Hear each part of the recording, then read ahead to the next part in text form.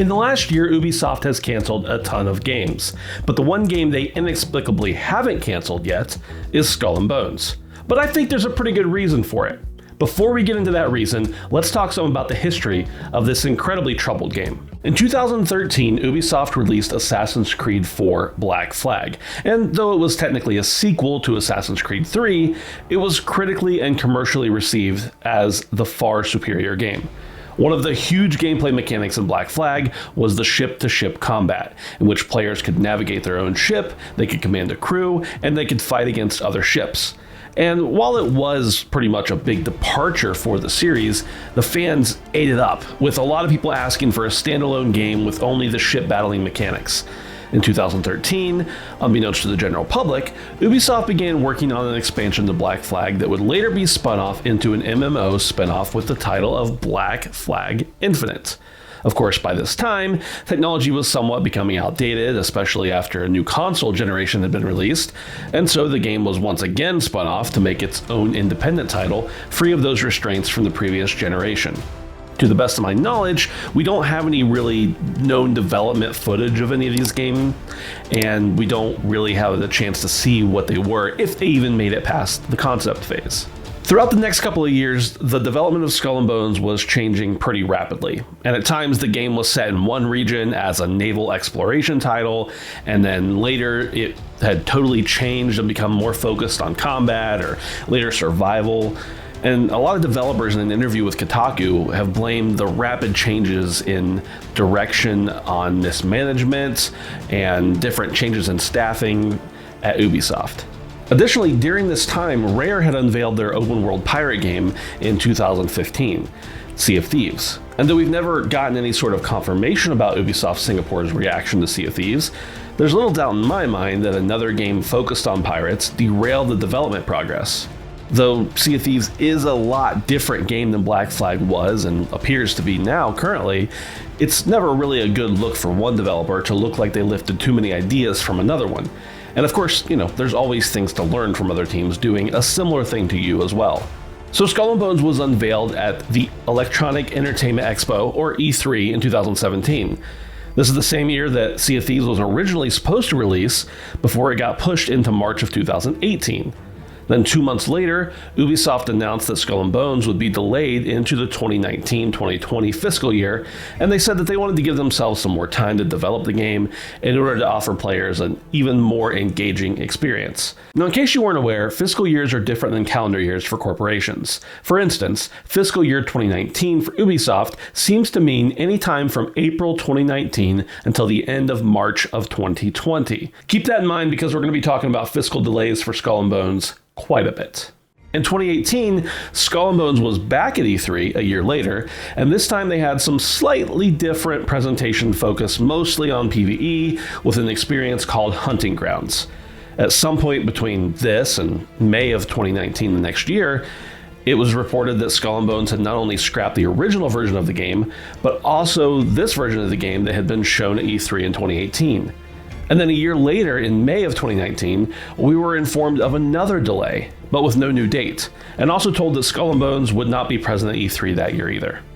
Although we hadn't been given a new release date, Ubisoft had delayed Skull and Bones again in October of 2019, alongside some other games as well, and pushed the title into at least mid-2021. So if you're keeping track, this marks 3 public delays for Skull and Bones. That's not talking about any other delays that may have been behind the scenes or any reboots that happened, just simply public delays. But you guessed it, that's not all. In May of 2021, the game was, yes, once again, delayed further out than ever before, into the time frame of sometime between April 2022 and May 2023. Keep in mind that during all of this, Ubisoft continued to talk about how great the development was going, how much they believed in the product, and they didn't really publicly communicate about the project outside of delaying it, really. So finally, in 2022, Ubisoft opened up their beta test to some select individuals, some influencers, and then people could see that the game was really real and get a chance to play what was there. In July of that year, they announced the game would be coming on November 8th, the day before Sony Santa Monica's next entry in the God of War series. I don't know why they thought that was a great idea, but they did.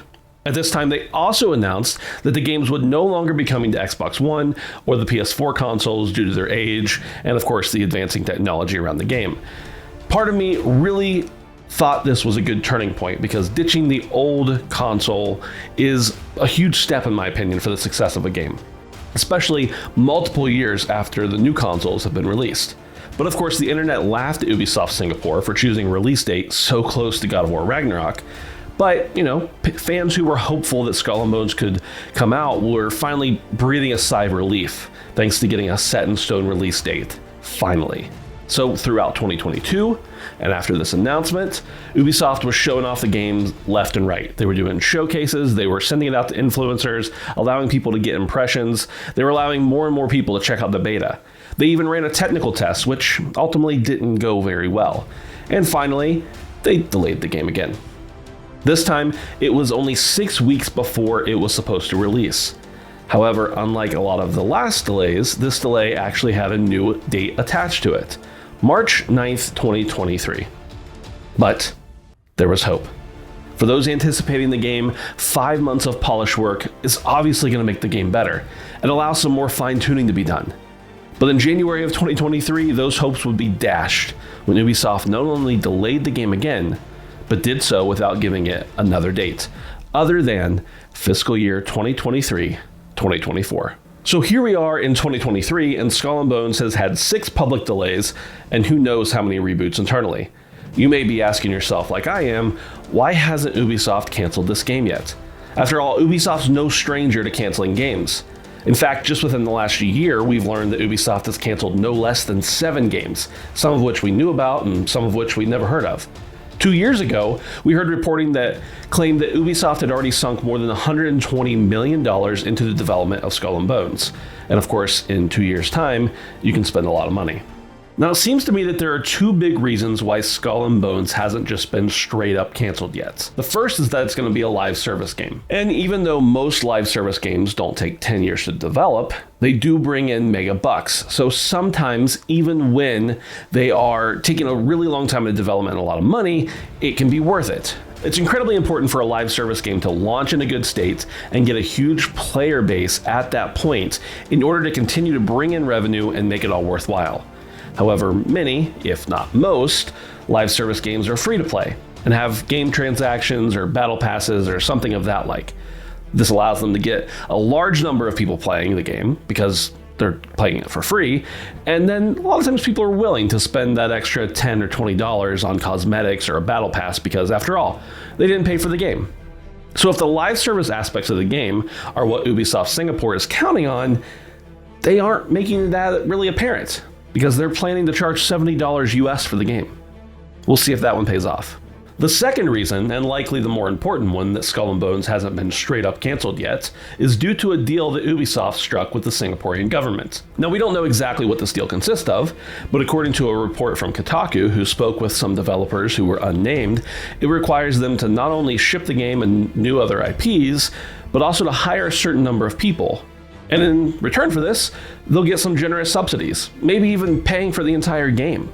And my guess is, and this is just speculation, is that Singapore provided a large amount of capital in order to aid development. And if the game is canceled, not only does Ubisoft not get any more money, but they'll have to pay back that money they received. Now, I don't know if Skull and Bones is going to make any money, but obviously they'll lose less money if they actually release it. But it seems that Skull and Bones likely isn't the only game that Ubisoft has or will receive subsidies for. So canceling Skull and Bones won't just mean a monetary loss for one game, but a loss of opportunity for future games. So what's your take? Are you excited for Skull and Bones? Do you see any possible way that this game still releases in 2023, 2024, whatever time frame that it may actually be? Will it be any good when it finally gets here? Sound off in the comments and let me know your thoughts. Also, if you enjoyed this video or you learned anything, please be sure to subscribe to the channel. I would appreciate it, and it really helps me out a lot. Thanks for watching, and I'll see you next time.